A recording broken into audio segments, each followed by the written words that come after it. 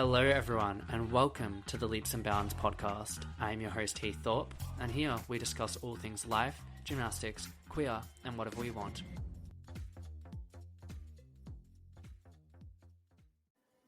Hello, beautiful people.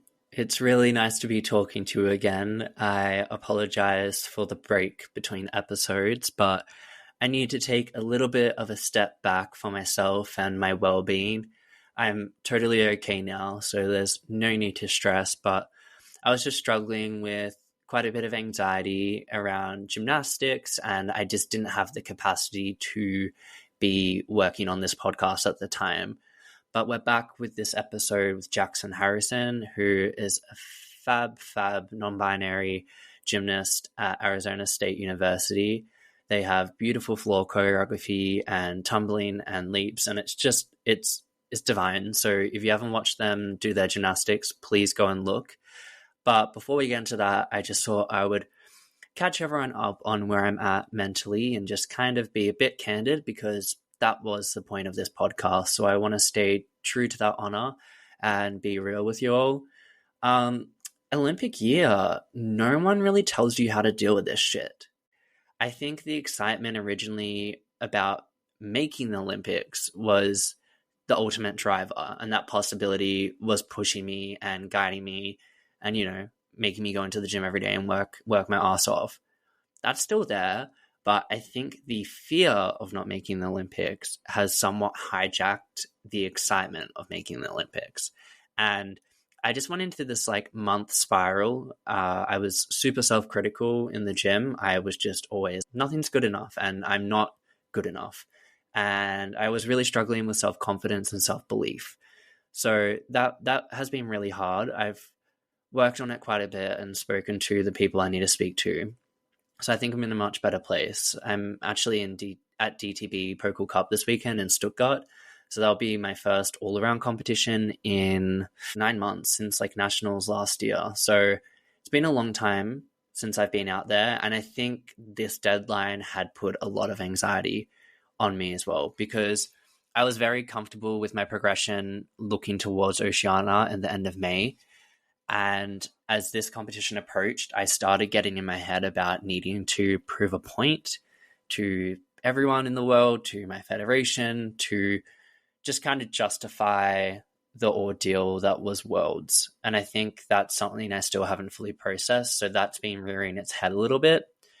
But yeah, I just had to kind of bring it back to why I do gymnastics. I was literally on the phone to my mom last week, and I rang her and I was just like, hey, I can't do this. I'm not competing this weekend. I don't know how I'm going to go about it, but I'm not going to compete in Germany. I don't want to do high level gymnastics anymore. And I don't want this pressure. I don't want this anxiety. I'm losing sleep and I'm just not in the right headspace, because what if I don't do well? What if this happens? What if that happens?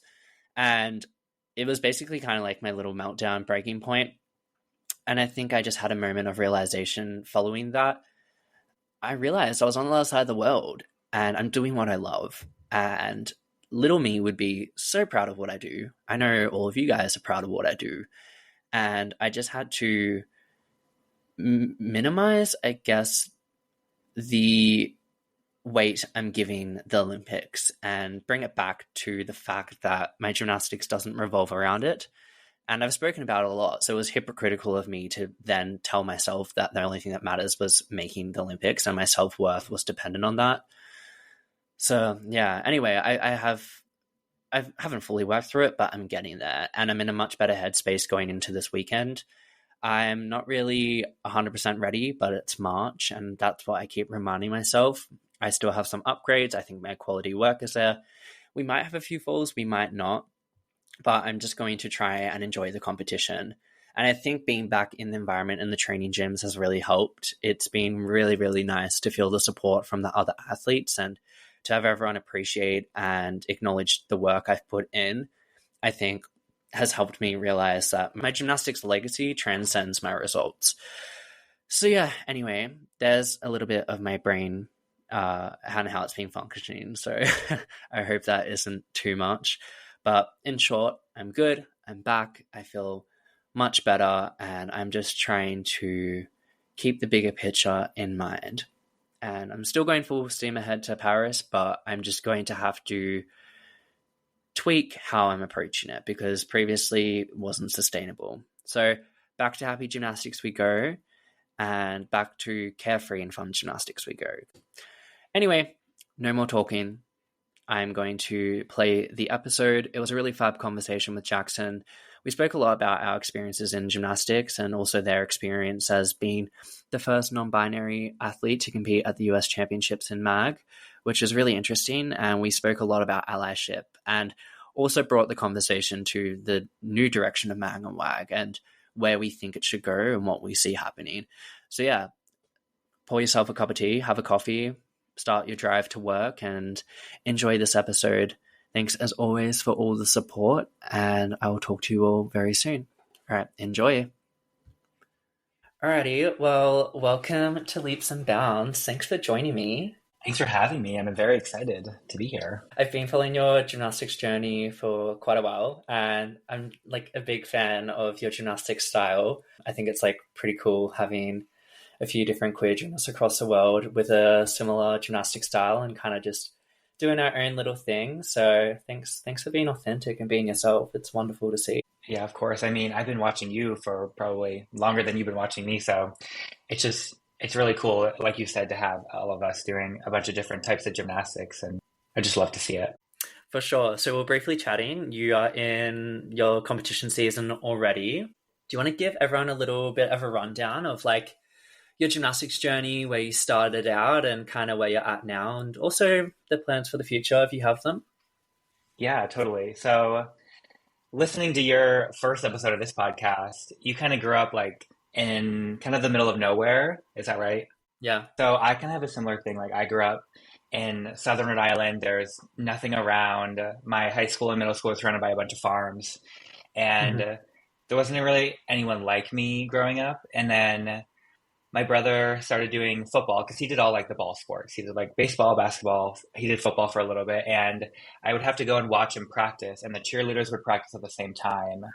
And so after they would finish, I would go out onto the field and I would try to copy what they were doing. So that's kind of how my parents were like, oh, maybe we should put them in gymnastics because this is probably not very safe out here on the grass. So I started doing gymnastics, and then I would think I was like 7 or 8. And then I started competing when I was like 9. And I competed for a gym in Rhode Island, Aim High Academy, for my entire club career. And I'm super thankful that I had a really amazing two coaches and some supportive teammates the whole time I was there. So that was really cool. And then going into like high school and kind of thinking about recruiting for college, I was really focused on trying my best to make it to a Division I school. And then my junior year of high school, I tore my Achilles right before competition season. So it took me out, and I kind of didn't have that opportunity to like go out there and show what I was working on before colleges started offering visits and all of this kind of stuff. So I didn't really get recruited at all. I was reaching out to almost all of the coaches, and they were all like, yeah, we're kind of full. We have all of our guys for the upcoming season. I was like, cool, great.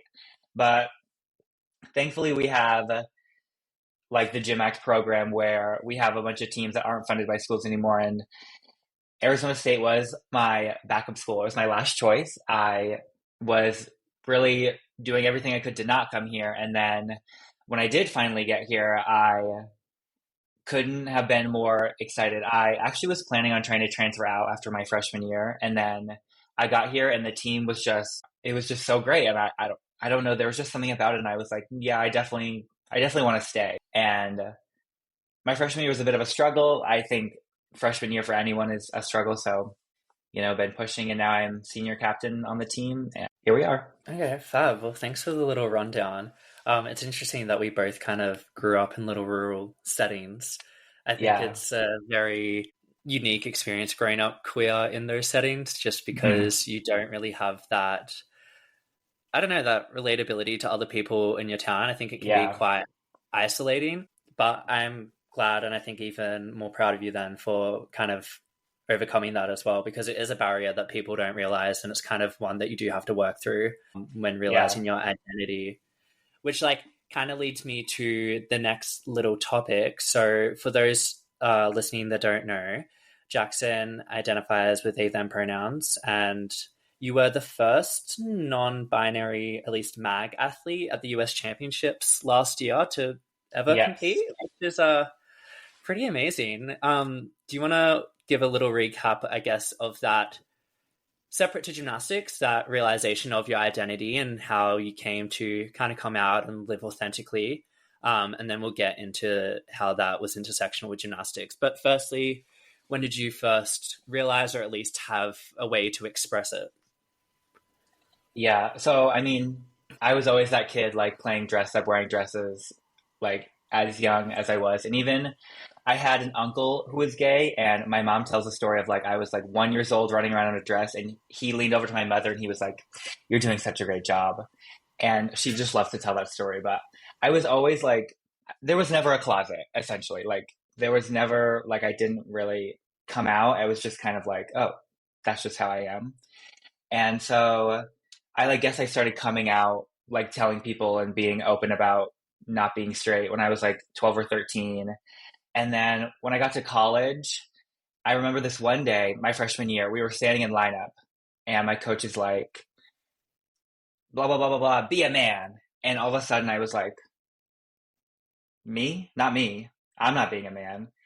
And it kind of like made all the dots connect of like growing up when we had to wear a tie for my parents' wedding. I was like, oh, I don't want to do that. And when they were like, all right, in gym class, boys over here, girls over here, it was like, ooh, I don't, there's no place for me. It kind of made all of those things connect of like, oh, that's because idea of gender as a whole doesn't resonate with me really at all. I kind of have found the less I work through the concept of gender, the better I feel. Like the better things feel, whether that's gymnastics or any part of my life. I just don't exist with gender. It's not something in my brain that even exists. So that's kind of why I like the term non-binary. I know there's a bunch of different terms that kind of all have similar meanings, but for me, non-binary, it's kind of like there is no binary. There's nothing. It doesn't exist. It's not real. We made it up, essentially. So that's kind of where I like that term. And for me, with like terms and stuff, I don't have a huge deal with a lot of words. Like, I mean, I'm surrounded by 50 guys all day for 6 days of the week. So it's like, I kind of can't be picky, but the one thing I do get a stickler on is the pronouns. I don't associate with he, him pronouns. I just do they, them. So I'm always telling my teammates they, and they're always like, oh, sorry. I assume if your teammates ever do, I guess, misgender use those pronouns, it is not with ill intent, but it's still obviously, I think, exhausting to have to always correct people. Oh, yeah. And I think also a lot of people, as I just said, you were the first non-binary person to compete at the US Championship. So I think Mm. it's somewhat of a common experience for people to not know many non-binary folk in real life outside of Yeah. online. And I think that also kind of brings down a barrier once you meet people who identify as non-binary. I think once Yeah. you understand the basis of it and how simple it is, and really understand that it's a part of their identity, but it's not like the biggest thing. It's just you see them as a person. I think that makes the biggest difference. But Totally. Yeah. kind of like along those lines, I think it's already, I think, complicated and nuanced enough coming to terms with any identity that's outside of what we consider the norm. But what were those added barriers within gymnastics? And like I've spoken pretty candidly about my experiences as a gay cis man. And I often say this, like, I think I had pretty bad experiences when I was younger. And that was as someone who didn't really challenge a whole lot of norms outside of my sexuality. So that was already a challenging experience. So then to kind of bring a whole new ideology, concept, whatever people would call it, to the gymnastics world, how did you find that? And how has that been, I guess, even outside of your team, but just within the greater gymnastics community? I think it's like what you said. A lot of when I was younger, like the way coaches talk to you and the way your teammates talk to you in like your younger years is really formative of like how you see yourself growing up. And my coaches and my teammates were very supportive of me when I started being like when I started painting my nails and wearing makeup, they were very supportive of me. But it was always like, don't salute like a girl. I would always like to do, like you stand on the line, do a little side aerial. Don't do that. It was always just stuff like that of like, don't do girls gymnastics because we're men. And that was the big thing for me. So kind of when I came to college and people started really not caring what you were doing, it was like, oh my God, I'm going to sneak a little side aerial in right now because nobody's looking. But then it's just like nobody cares. So I think for me, that was the biggest thing because I was blessed to have supportive parents and teammates and friends. And that's something I'll never take for granted because I know not everyone has that. But it's just those little things of like, because in my head, there is no, like, gender isn't anything, it doesn't exist. So all of those things were kind of forced into me to learn of like, this is how you salute, this is how you act at a meet, this is how you present yourself as like this staple man character of like being tough and strong. And then once I got to college and I finally started to like relax that, and I call it doing gymnastics like a girl because that's what I want to do.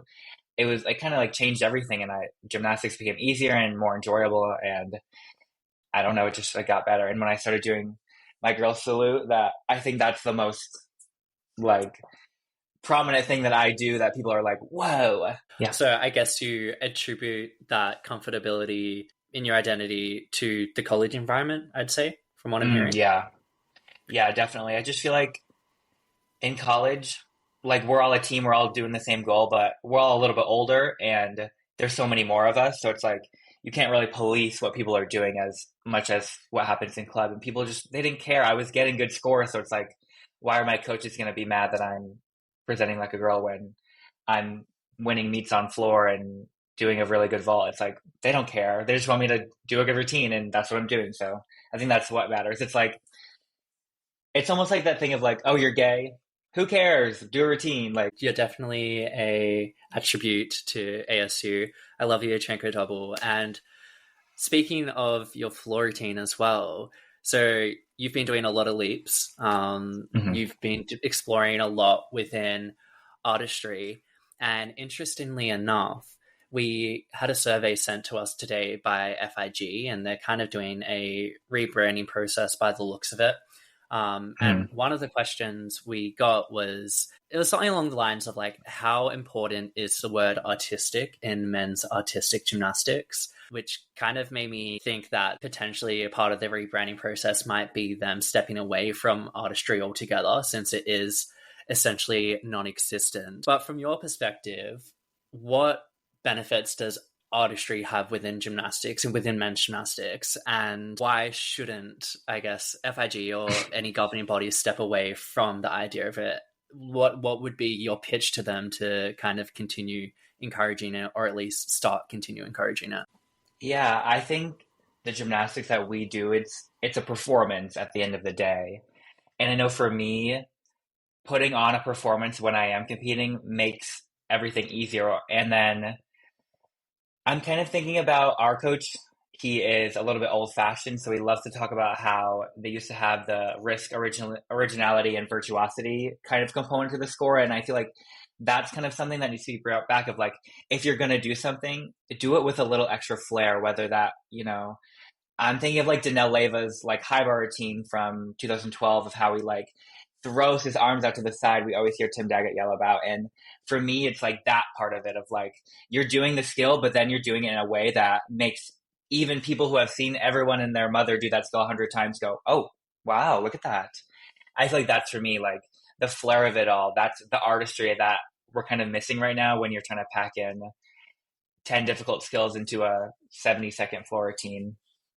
That's where I would go for the FIG. For me, I'm a performer. I love the attention. I want to be the center of attention everywhere I go. So that's kind of where I come from of like, I know that my gymnastics is going to draw attention. One, because I am 6 feet tall. Two, because I look like this. And three, because I'm doing skills that are difficult, that are really challenging. So that's where I kind of derive from of like having that center of attention, having that performance aspect of the sport. I love to perform at the end of the day. And that's kind of where my love for competing comes to. Yeah, for sure. And I think it's definitely an area that I believe FIG and other governing bodies need to focus on, because as we're seeing, like men's gymnastics, I don't want to use the word dying, but at least within the US, for example, we've seen all the budget cuts from the Hmm. NCAA programs, and I think even just like viewership and seeing when I was at Worlds like this year as a journalist, just seeing the crowds like empty for men's gymnastics, Yeah. there's obviously something missing, and I think the most obvious contrast to women's gymnastics is the performance aspect. I think it's just like I've mentioned it from like a social media standpoint, but even an in-person event standpoint, the general audience and the untrained eye can't tell the amount of twists. They can't tell how many saltos you're Yeah. doing. They don't know difficulties. What needs to be established is a space for personability and uniqueness. And I don't necessarily think that comes from doing a leap, but I think we should look at going back to virtuosity bonuses and unique bonuses and kind of encouraging athletes to have autonomy over how they would get those points. Hmm. But there definitely needs to be something instilled there, because at the rate it's going, it's like the floor is power tumbling. And I Yeah. think when you have the best gymnasts in the world, they're all capable of the hardest skills. But like, what is making it interesting to watch when you're watching, especially a whole subdivision of, hundreds of routines, Yeah. So I think it's the point you made. It's a performance capability, at least, not necessarily a requirement, but maybe, just maybe, if they allocate the space there for it, people will use that. Um, but yeah, it was just an interesting email I got before we had this interview, and I was like, huh. I obviously, like, it was like a scale of 1 to 10, how important you thought the word artistic was, and I was considering putting a 0 because I'm like, it's not relevant at this point, but it Yeah. needs to be relevant. So I'm like, all right, Yeah. we'll chuck it up to a 10. But I think your gymnastics, my gymnastics, Ruben Shitter's gymnastics, Hmm. Sam Phil, like people around the world and queer athletes around the world that have unique skills, leaps, something different, are the ones drawing the engagement on social media. It's what Yeah. people are seeing and it's what they're interested in. Whether it's like seen as controversial to people watching, it's still drawing attention. And it's kind of like the idea, Yeah. like, any press is good press. There's no such thing as bad press. Yeah. Gymnastics needs to find a way to increase the viewership. Um, Yeah. It needs something right now because like something we've got like nothing. Yeah. we really do have nothing. It's quite shocking. But I guess the rigidity, is that a word? Rigidity, rigidness. Sure. Anyway, Today it is. everyone knows what I'm trying to say. I've spoken about it a lot, but it obviously comes from gender norms and Yeah. Yeah. the ways that our different gym sports have been set up. It's Hmm. upholding the idea of masculinity versus femininity in women's gymnastics. And obviously that comes with a lot of problematic consequences. I think even more so towards queer folk within the sport. It's kind of why we have such a lack of representation. But I think as someone who is non-binary, what do you think is the biggest barrier for people that don't fit within the gender norms? Do you think it is the fact that MAG and WAG are so strict on how many apparatus and what we can do and the code of points? Do you think it's the rules that are potentially creating more of a hostile environment for queer folk? Yeah. I definitely think it has almost everything to do with the roles and how you mentioned the gender norms. That's something I study a lot in school, and I've actually tried to bring gymnastics into it as much as I can. As we see like this juxtaposition of like men's gymnastics is hyper masculine, women's gymnastics is hyper feminine, and it's kind of men's gymnastics' job to stay as much away from women's gymnastics as it can. I don't know about you, but I feel like a lot of the guys on my team are resistant to like watch women's gymnastics, enjoy it, like talk about it because one, it's so much more popular than our than men's gymnastics, and two, it's the exact opposite of what we're supposed to be doing.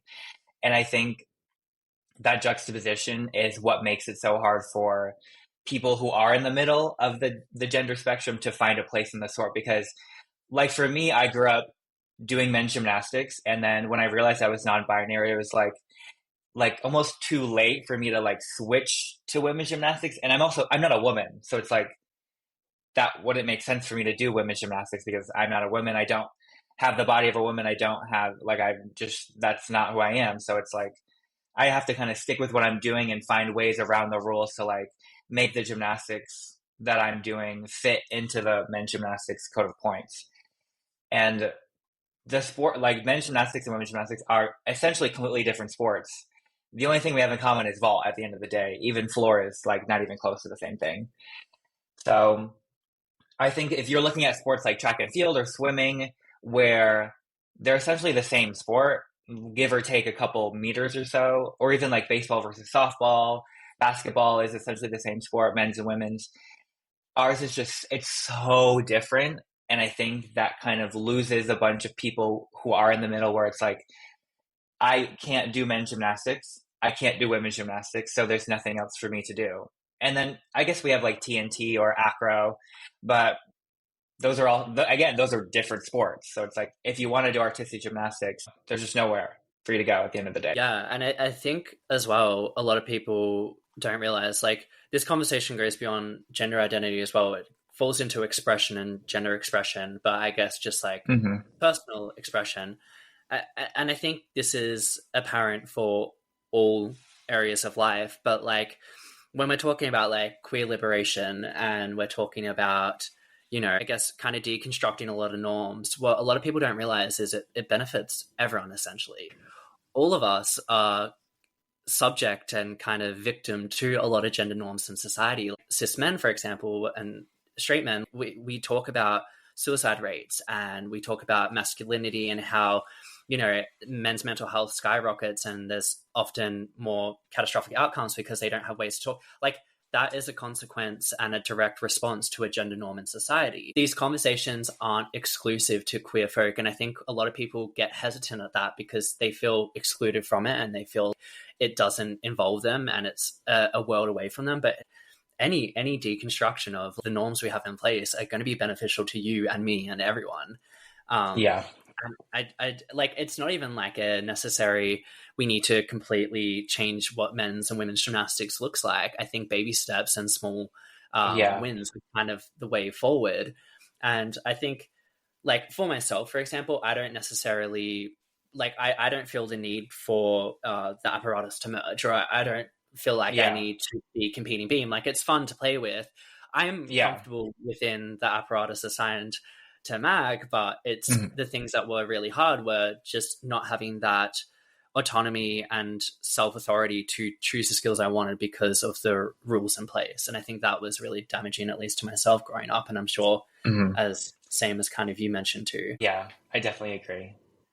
And I guess kind of going on from that as well, you mentioned your teammates. You know, I'm similar. All my teammates are essentially straight. They're cis. Like, it's a very cis male dominated space, straight space.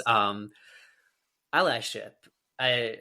I've made some of my best friends in gymnastics because they are the biggest allies, and it's been quite nice to have them alongside throughout my journey.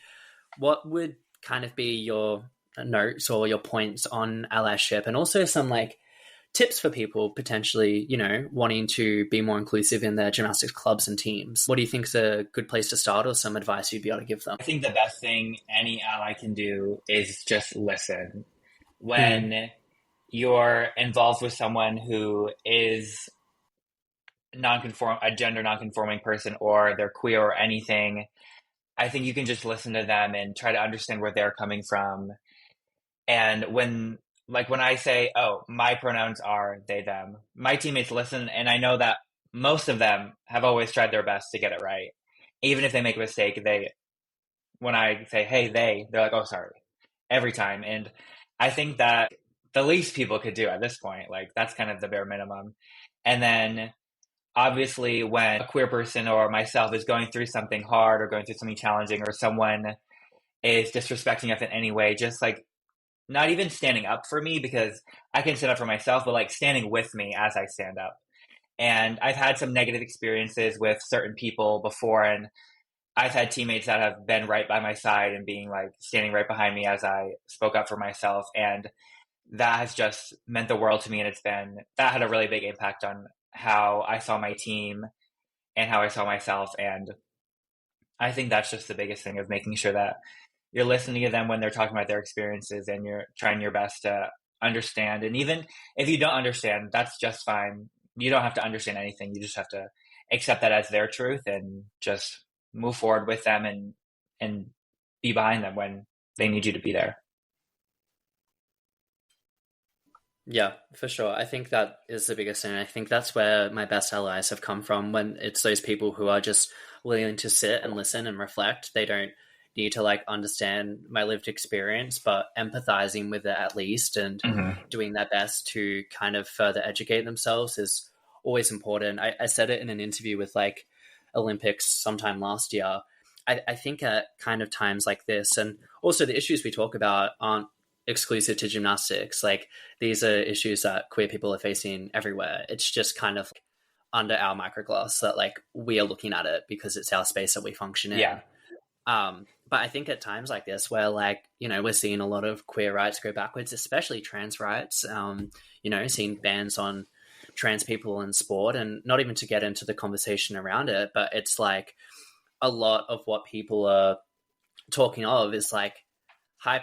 The issue I have is it's always the hypotheticals of trans people. It's not the reality of trans people, and Yes. it's Yes. always what if, what then, this, that, and it's like the reality is that's never happened, and it's likely not going to happen. What we need to do is protect trans and queer people, and the whole spectrum's realities, and accustomed to that, what is happening now. And to circle back, I feel like almost we have enough, not enough, sorry, I can't say enough, but we have more representation than we previously did.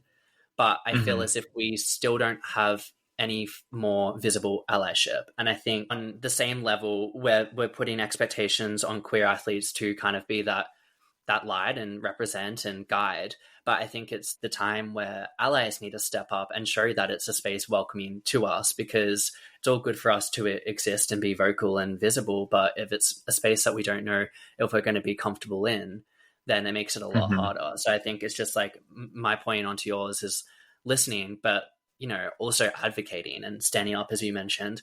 I think that Yes. allyship is just as important as representation these days. Yeah, totally. It's like I want to do this for myself, but I also want to do it for the next generation. But how are they going to know that what I'm doing is safe and something possible if the other people aren't speaking out for me too? And to do it where I recognize that my teammates are supportive is good, but at the end of the day, I feel like exactly what you said. People need to be speaking out publicly too, whether you're an ally or whether you're a part of the community, because that's what's going to make the big difference. And then people know that, like, oh, it's okay to be supportive of queer people, you know? So I guess kind of to wrap it up a little bit, I think my one of my final questions would be: I often ask myself what I'd want gymnastics to look like when I walk away and I'm kind of done. But for yourself, let's say in 20 years, I think we need some time. Like, what do you want to look at gymnastics and see? What would you be content with? Oh gosh, 20 years. It's a loaded question. It's a long time away too. I don't know. This is something that I try not to think about, but I suppose I just want there to be more gays, more queers. We need more of them. I think we need more of them at a higher level, and whether the rules change or not, I really don't think I personally have a lot of control over that. But as long as we get those queers up there competing at the highest levels, whether that's college or elite or the Olympics or wherever, that would just be good enough for me at the end of the day. And you said before that you don't really need the events or the rules to merge anymore, and that's kind of how I feel too. I feel like these are the sports that have been created, and not that tradition is always the best way to go about things, but I think we don't need to change them to a point where they're different sports. I think we just need to make adjustments to them so that they're welcoming to everyone. Everyone needs a place within sports because sports is a part of our world, whether we like it or not. It's such a huge part of the society that we live in, and I think everyone should, everyone deserves a space within the sport that they want to do. So I think if we can just figure out how to make it a little bit less straight and masculine and rigid and all that, then I think we've done a good job. So That's kind of Yeah, my broad answer. no, I absolutely agree. You and I discuss it on the elite level, like the 1%, and I think we're Mm, also more aware of the reality of how much it would have to change to, I just don't see apparatus merging or gym sports merging realistic on the Olympic level. no, And, I don't think like so. I think that's okay as it is, but I think there's also so much that can be done on the recreational level and on the club level. And, I know I see in the US there's like, what's it called? It's when they do like, they compete in like different mag and wag apparatus. It's like a national event. Oh, the decathlon, NIGC, yeah, Yeah, where yeah, I've seen they that. do all 10. People are I always was, like, you should do it, and yeah. I would love to compete the women's events, but I do not do pommel horse anymore. That is my one thing. It's not even the women's events. No more pommels for me. No more rings. No, So literally, sorry, y'all. I got asked to come over and do it this year, and I can't because it's going to be Olympic qualification. But I'm hoping Yeah. maybe next year. But my point is, there's plenty of like community efforts and actions that can be taken to have less restriction. Like it doesn't matter if this man wants to hop up and do beam on a community level. Like that's the fun of it. And I think Yeah. we're so hyper fixated on elite sport and what what could happen in that space that we need to actually take a step back and be like, one, the reality for everyone, but also the reality for queer kids and queer youth is that they just need access to community level sport. The statistics show that, it's drastically reduces mental health and risk of suicide Mm. and all these things when they find that community and space. To summarize, it's elite's a whole different conversation, but within community sport, I think there's more that gymnastics organizations can be doing to make it more inclusive and I guess free because Yeah. that autonomy is really important for young kids to do what they want because I would have 100% been playing with beam as a on a community level Yeah. when I was younger and Yeah. would have loved that. Yeah.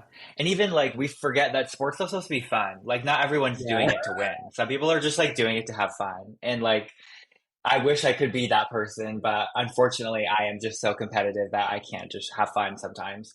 But like if you're just doing it to have fun, do whatever you want. Like it doesn't matter. Like if you don't want to do pommel horse, don't do it. I'm hoping to be done with it after Paris qualifications or Paris, and I can dust my hands with it. Yeah. But I think that's a good thing to wrap up on. If you never want to do pommel, don't ever do pommel. That's our Yeah. message. That's it. If you take one thing from this, if you don't want to do pommel horse, get away. Stay as far away as you can. Thank you so much for coming on. It's been an absolute pleasure to talk. And also just like thank you for being a shining light of representation and authenticity within the sport. It's it's really beautiful to see, and I know it's not an easy feat and thing to do. So you're doing an incredible job, and keep it up for all those little queer kiddos coming through. Thank you. I appreciate it. And thank you for doing the same thing. I mean, it would be 10 times harder for me to do what I'm doing if you weren't doing what you're doing. So Oh, I appreciate that. Well, yeah, on behalf of all the listeners and myself, thanks so much, and we'll talk soon.